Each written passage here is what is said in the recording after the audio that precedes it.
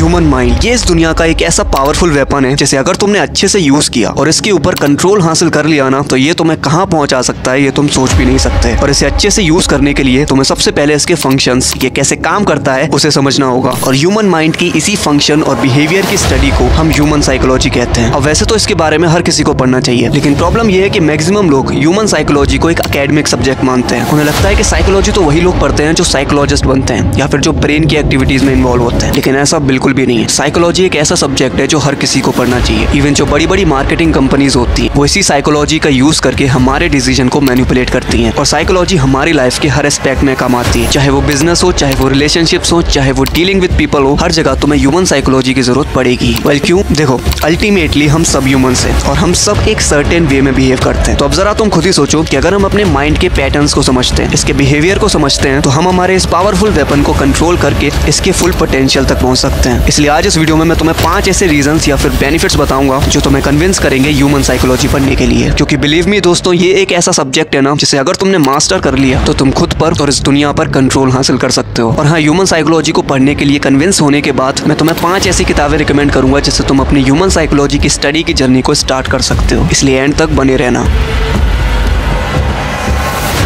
Reason number 1, to understand ourselves. Human psychology पढ़ने से हम हमारे थॉट्स, इमोशंस और बिलीव्स के मिरर रिफ्लेक्शन को देख पाते हैं। हम ये समझ पाते हैं कि हम जैसा बिहेव करते हैं वो क्यों करते हैं। और ये चीज बड़ी ही पावरफुल है, क्योंकि अगर तुम ये समझते हो कि तुम किसी भी सिचुएशन में जो भी एक्शन लेते हो वो क्यों लेते हो, क्यों ऐसा बिहेव करते हो, तो तुम नेक्स्ट टाइम अपने बिहेवियर को कंट्रोल करके उसे पॉजिटिव डायरेक्शन में भी ले जा सकते हो। नहीं समझ में आया ना? तो डरो मत, चलो एग्जाम्पल से देखो। हम में से मैक्सिमम लोग घर पे तो शेर बन के कुछ भी बोल देंगे, लेकिन जब बारी आती है स्टेज पर कई सारे लोगों के सामने बोलने की, तो हमारी बोलती बंद हो जाती है। और इसके पीछे कई साइकोलॉजिकल रीजंस हैं। तो अब इमेजिन करो कि अगर तुम उन रीजंस को समझते हो, तुम ये समझते हो कि स्टेज पर जाने से तुम्हारे ब्रेन में क्या बिहेवियर पैदा होते हैं, तो नेक्स्ट टाइम तुम इस चीज को कंट्रोल भी कर सकते हो। और सिर्फ यही नहीं, अगर तुम अपने दिमाग के पैटर्न्स को समझते हो, खुद को समझते हो, तो तुम अपनी इस लाइफ को चेंज भी कर सकते हो। और मैं ये हवा में नहीं कह रहा हूँ। ओफ्रा विनफ्रे, जो एक फेमस अमेरिकन होस्ट और एक टेलीविजन प्रोड्यूसर है, इनका बचपन काफी चैलेंजिंग रहा था और सालों तक ये डिप्रेशन में भी रही है। लेकिन ह्यूमन साइकोलॉजी के कुछ प्रिंसिपल्स की मदद से इन्होंने अपनी लाइफ को पूरी तरह से चेंज किया है। और इंटरनेट पर तुम्हें बहुत सारे एग्जाम्पल्स ऐसे मिल जाएंगे जहां पर ह्यूमन साइकोलॉजी की मदद से लोगों ने अपनी लाइफ चेंज की है। Reason number 2, to become emotional intelligent. हम ह्यूमंस एक इमोशनल एनिमल्स हैं जिसमें कई सारे इमोशंस भरे पड़े हैं। और हम अपनी लाइफ में क्या और कितना अचीव करेंगे ये इस बात पर डिपेंड करता है कि हम अपने इमोशंस को कैसे यूज करते हैं। क्योंकि हर रोज हमें कई सारी ऐसी सिचुएशन से डील करना पड़ता है जहां पर हमारे इमोशंस हम पर हावी हो जाते हैं और हमसे वो करवाने लगते हैं जो हम लॉजिकली तो नहीं करना चाहते, लेकिन इमोशंस में बहकर कर जाते हैं। फॉर एग्जाम्पल, जब सुबह जल्दी उठना होता है और अलार्म बजता है तो लॉजिक तो कहता है कि उठ जा, लेकिन इमोशंस कहते हैं सो जा बाबू,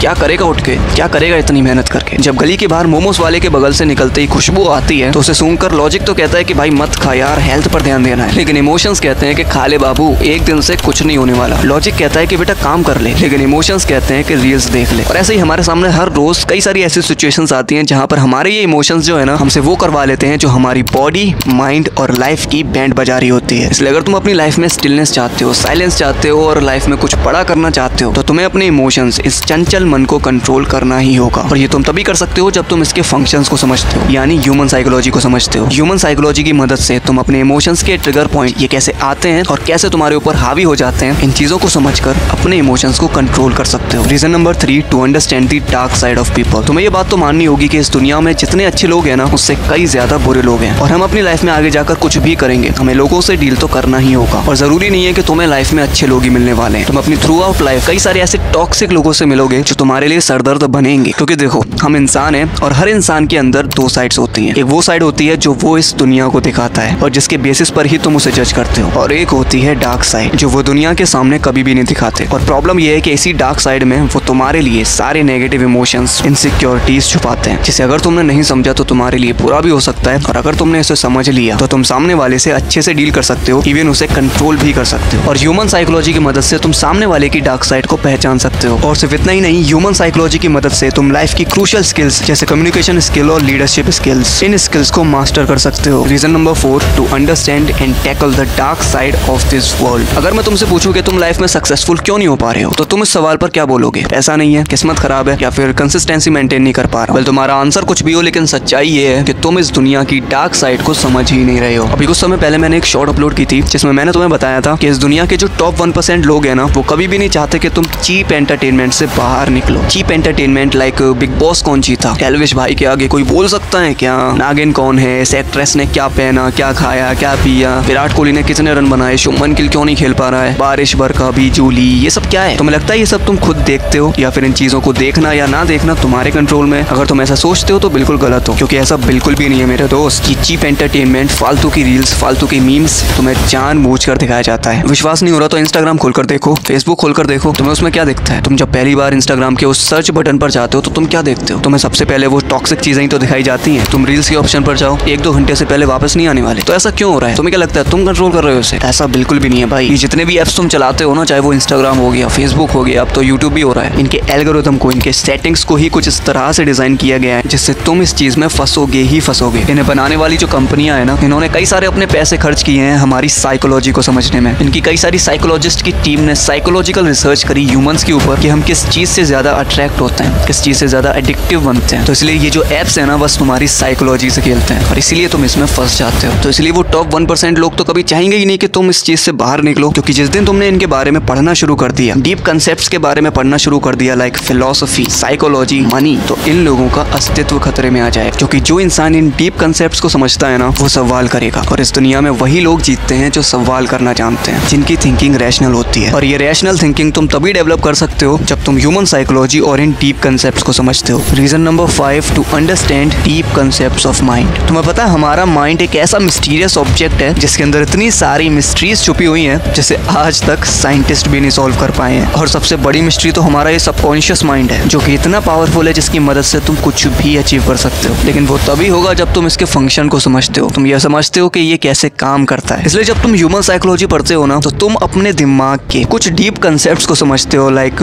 पावर ऑफ विजुअलाइजेशन, जिसकी मदद से ही तुम सबकॉन्शियस माइंड की पावर का यूज कर सकते हो। What is sixth sense, the power of dreams, and the most powerful, the mystery of sex transmutation. अब तुम बोलोगे कि यार यहाँ पर सेक्स कहाँ से आ गया, ये तो पूरा फिजिकली होता है ना, लेकिन ऐसा बिल्कुल भी नहीं है। तुम्हें पता है सेक्स जितना फिजिकल है ना, उससे कई ज्यादा मेंटल है। ये एक ऐसी एनर्जी है जिसे अगर तुमने फिजिकल से मेंटल की तरफ ट्रांसफर करना सीख लिया ना, तो ये तुमसे बहुत कुछ करवा सकती है। इस दुनिया के जितने भी ग्रेट अचीवर्स हैं या ग्रेट लीडर हुए हैं, उन सभी ने इस आर्ट को सीखा है, चाहे फिर वो विवेकानंद हो या फिर अब्राहम लिंकन, मोहम्मद अली हो या फिर स्टीव जॉब्स, महात्मा गांधी हो या निकोला टेस्ला, इन सब ने अपनी ग्रेटनेस को अचीव करने का राज ना सेक्स ट्रांसम्यूटेशन को ही पता है। वेल, ये टॉपिक थोड़ा सा बड़ा है, इसलिए बाद में कभी डिटेल में बात करेंगे इसके बारे में। तो यही थे वो 5 रीजंस जो तुम्हें कन्विंस करेंगे ह्यूमन साइकोलॉजी पढ़ने के लिए, और मुझे यकीन है तुम हो भी गए होगे। तो वेल, मैं तुम्हें 5 ऐसी किताबें बताने वाला हूँ जिससे तुम अपनी ह्यूमन साइकोलॉजी की स्टडी की जर्नी को स्टार्ट कर सकते हो। Number 1, the laws of human nature by Robert Greene. Number 2, thinking fast and slow by Daniel Coleman. Number 3, sapiens by Yuval Noah Harari. Number 4, the power of your subconscious mind by Joseph Murphy. And number 5, think and grow rich by Napoleon Hill. अब अगर तुम्हें ये video powerful लगी और थोड़ा सा भी तुमने सीखा हो कुछ, तो एक लाइक जरूर ठोकना और सब्सक्राइब कर ही जाना, और शेयर करो इस वीडियो को अपने जैसे ही यंग लोगों के साथ, ताकि वो भी ह्यूमन साइकोलॉजी को पढ़ने की इंपॉर्टेंस को समझ सकें। मिलते हैं तुमसे अगली वीडियो में, तब तक के लिए जय हिंद।